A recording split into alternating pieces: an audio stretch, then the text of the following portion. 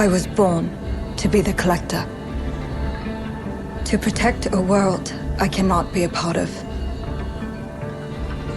Destined to be feared for what I am. It is my fate.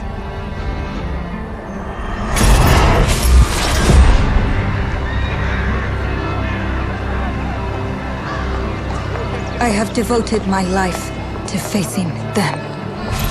Those granted the power to raise souls. Those corrupted by their gifts. Tilting the ancient balance toward cataclysm.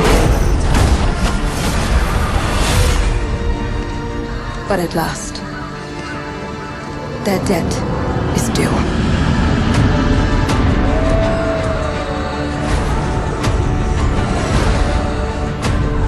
Every choice, every breath, has led me to this moment. As the moon bears witness, I take the first step. My time has come. I am ready.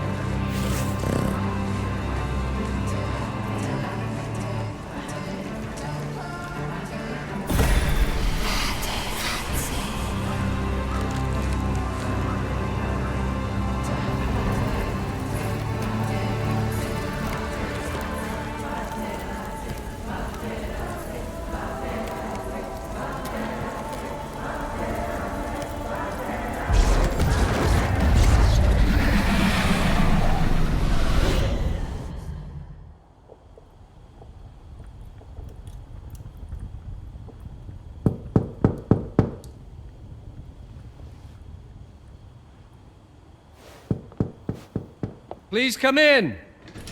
Professor Lucas? Yes. Yes, and you must be Cleo. I'm up here. Please join me. Be right there.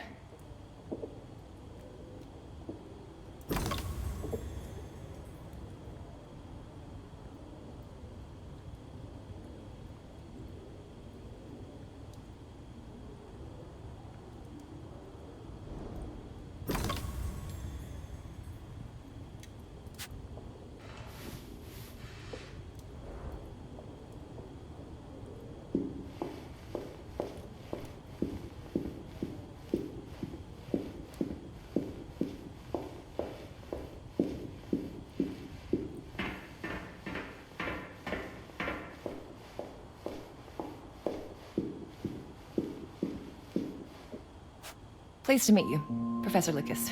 The pleasure is mine, Cleo. I'm glad you called. Were you looking for something in particular? I was, but my intricate classification system failed me once again. You know, this is the exact spot where I met your father for the first time. Really? Yes, he was looking for essays on Rembrandt and other Dutch masters. His arms were brimming with books. He could barely see in front of himself. That sounds like my father. Yes. I recognized myself in his eagerness to learn. The same eagerness that brings you here, I suppose. Oh. Yes. I have the letter he gave me. Could you have a look? Absolutely. Let's go to my desk. So how's my dear friend Aaron? You called my father a friend. Of course. He never talked about you before giving me the letter. I was devastated when he told me about his condition. I'm sorry, Cleo. He told you? When? I saw him about a year ago. He warned me that you were going to call when you were ready. Oh. I guess he told you a lot. Not much more. He is a very private person, as you know.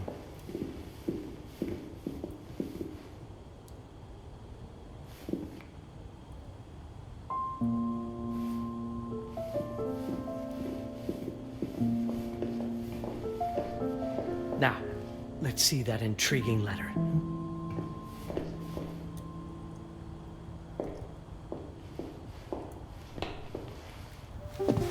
I can't read past the first line my father wrote. And then there's this last part at the end. Both are in English, but everything else is... I was hoping you could help me. I've never seen anything like this before. The writing seems to be hidden behind some sort of veil, and there's movement in it. It's like something organic. You're absolutely right. I've only seen this once before. I have a 300-year-old manuscript that has the same protective layer, which means that this letter is from the Zandaris tribe. Zandaris? Yes. It's a very ancient tribe. I wonder how your father got this letter. Can you decipher it? I'm afraid I can't. But there is a tome in here on ancient writing that mentions the Zandaris' protected communication. Although finding it may be a bit of a challenge, I think I might have stored it a little too well. The library's registry should help.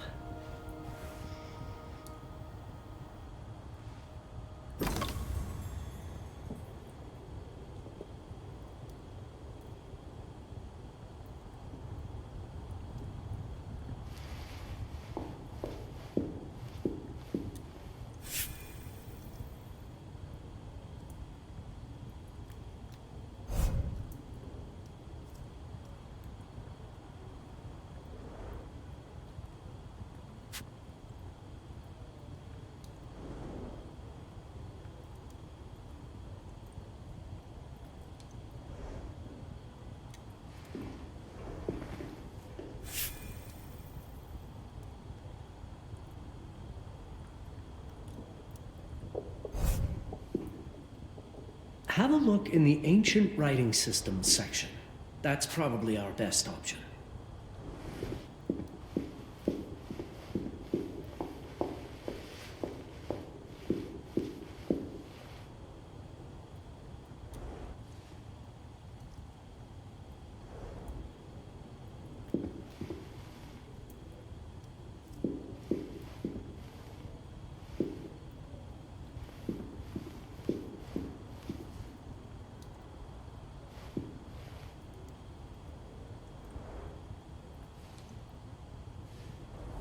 Have you checked the ancient writing system section? The library's registry might help. It's right there in the center.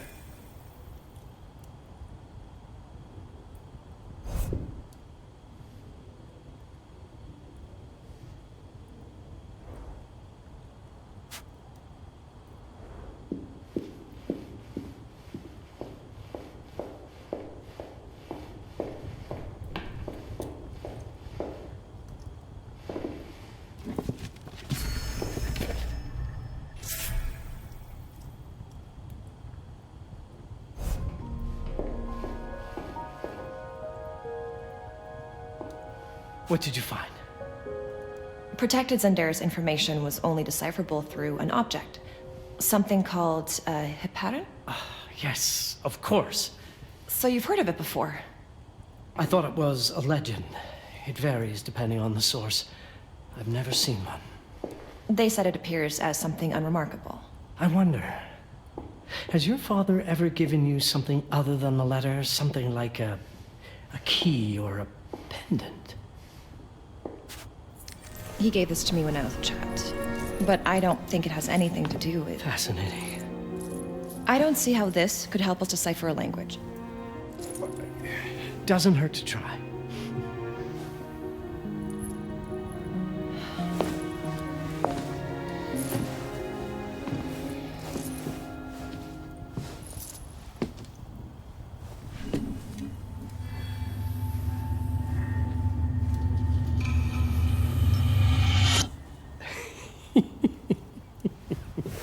It doesn't work. It's all right. Aaron has thought this through. There must be something that we're missing. Something to activate it, maybe. What makes you so sure that my father was behind this? Would it really be so surprising? I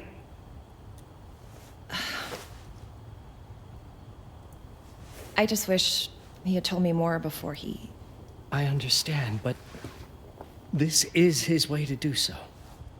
Aaron made sure that we would meet in this very room. He's a brilliant man. None of this is coincidence. Have a look around. See if there's anything that piques your interest. Something only you could notice.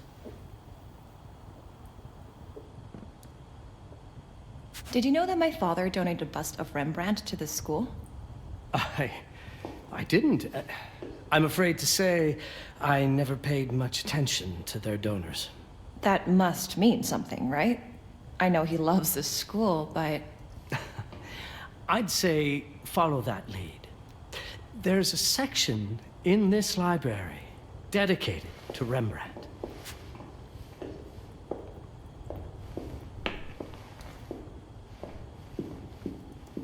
You might want to look into anything related to Rembrandt, Cleo. It makes perfect sense if we try to think as your father would.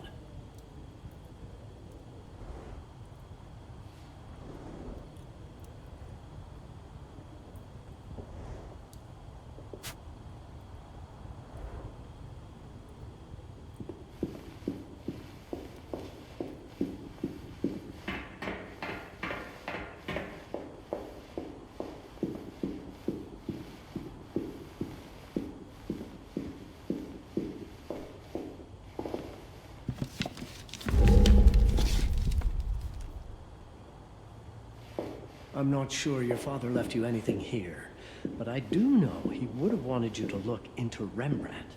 You should take a look at the section dedicated to the master.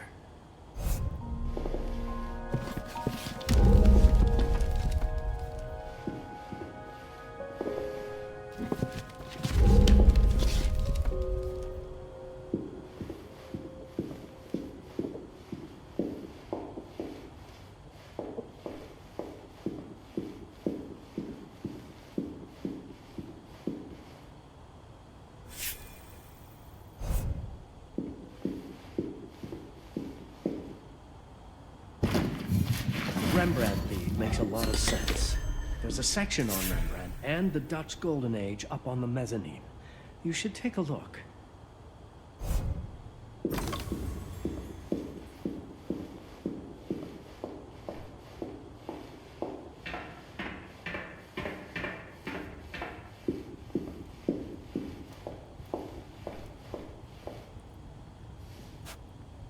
My father left me a note.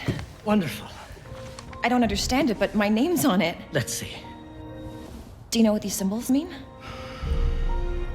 It seems to refer to a special tool.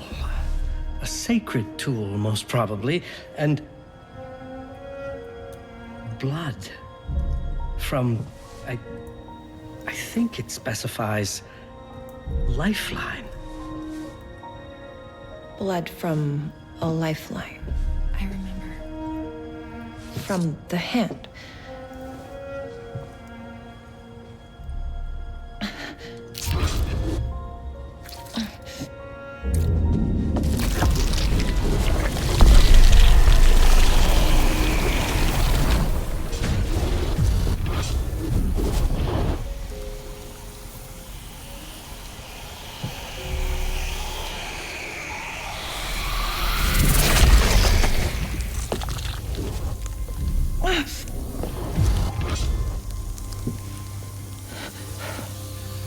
That's it. That's the Hiparan. Aim it at the letter.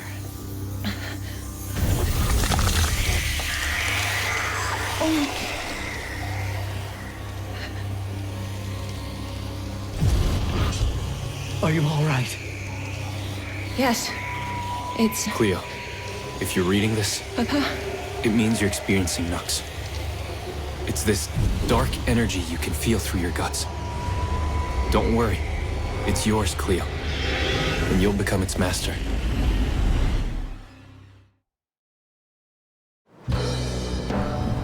You're my daughter, Mabel, and I love you deeply. I once promised to tell you everything about your mother. This is it, but not the way you were expecting. Take these words as a guide to prepare you for what's coming. It all started on December 30th, 1999. I was with Agnes, my girlfriend at the time. We were in Amsterdam for the year 2000 celebrations, and we had a room in a pretty cool hotel. I thought we were turning the page on a year, a century, a millennium. But it was more than that. We were standing at the beginning of a new cycle. And you, Mabel, would be part of it.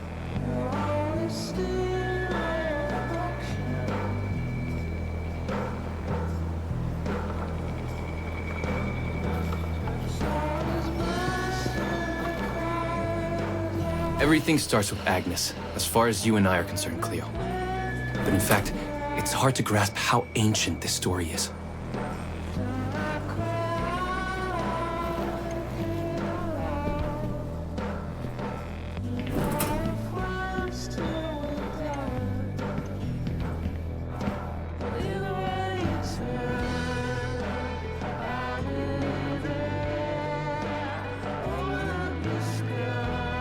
Agnes was different.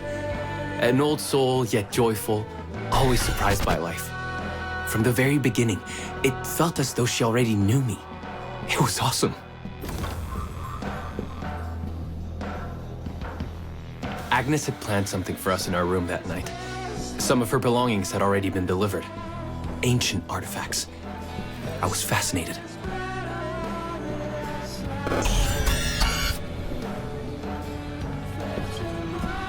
Truly, I had no idea what Agnes had in mind. But you know what, Cleo? I didn't care. I was in love.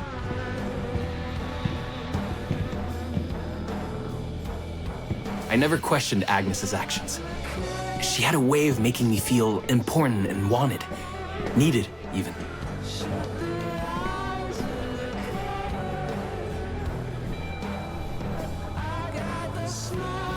As we walked to her room, I felt a new kind of excitement.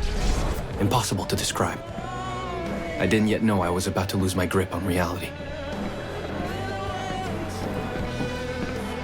As you'll see, Mabel, losing my grip on reality is an understatement. The truth is, I never had a grip on anything at all. The closer we got, the more something stirred in my veins. Nothing unpleasant. More as though the city's canals were running through my body.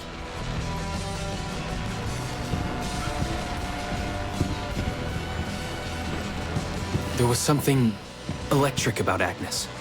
A force emanated from her. The force I was about to discover.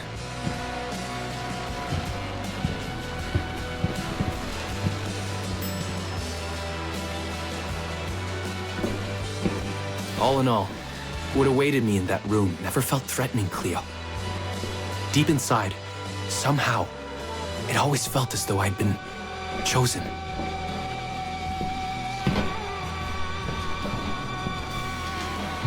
Agnes went directly to the bathroom to put on her magic touch, she said. She didn't need any in my view, but she was being literal, I guess.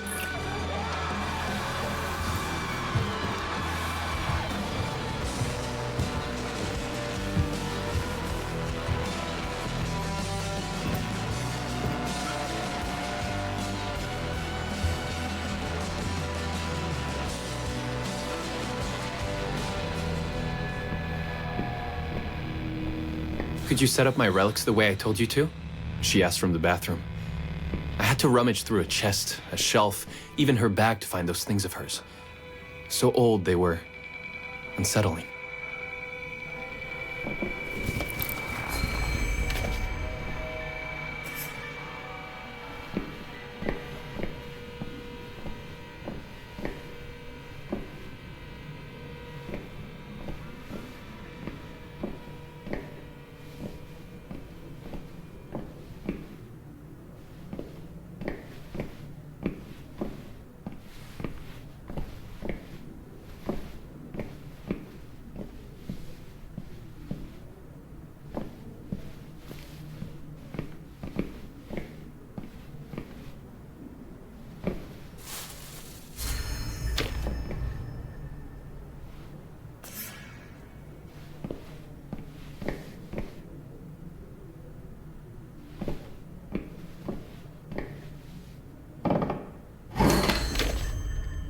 Did all my mirrors get installed? She asked.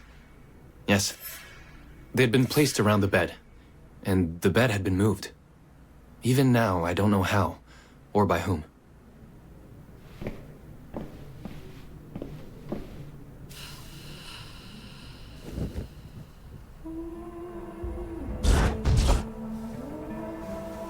When everything was ready as Agnes requested, she came out of the bathroom.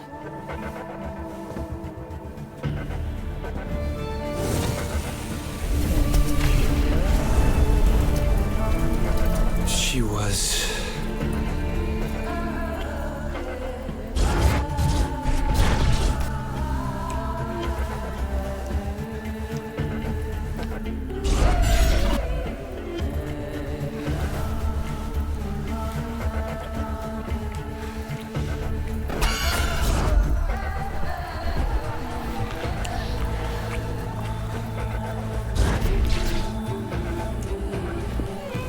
no words to describe what followed, Cleo.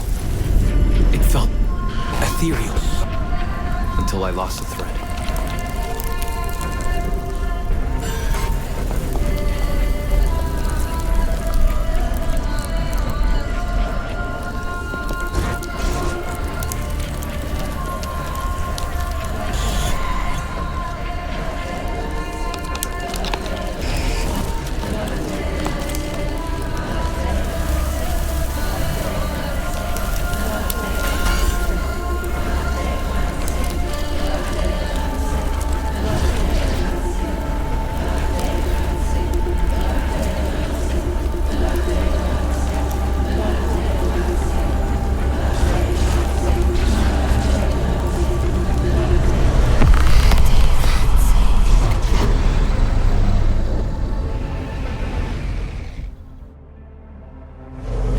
Woke up or something. I'm still not sure. I was a cat, Cleo. Yes, you read that well. I was a cat. The room was like in a nightmare. Agnes was floating, literally, and seemed frozen in time.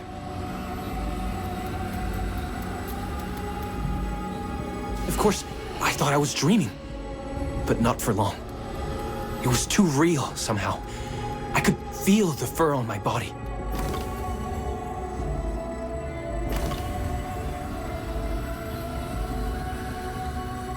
My senses were heightened, everything I saw or heard became a voice calling me.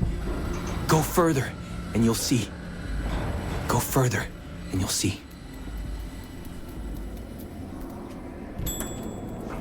The further I went, the more real my sensations became. Yet the world around me felt increasingly surreal.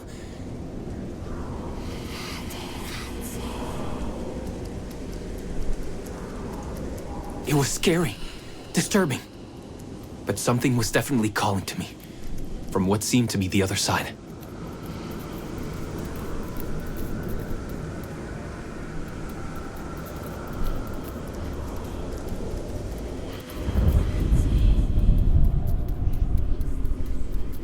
And then, in a forest, yes, a forest, I knew it in my bones. It was someone calling me. A woman. Things were blurring together, Cleo. My cat spirit, a thirst for freedom, for leaping onto anything, and my pull toward her calls.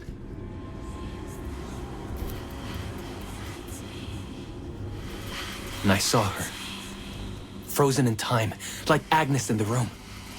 And my cat spirit again, a need to size her up.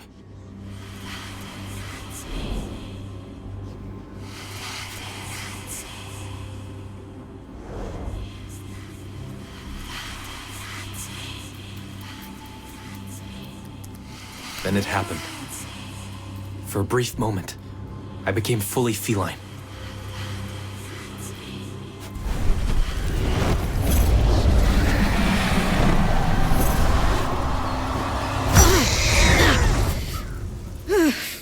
Welcome, Patarazzi.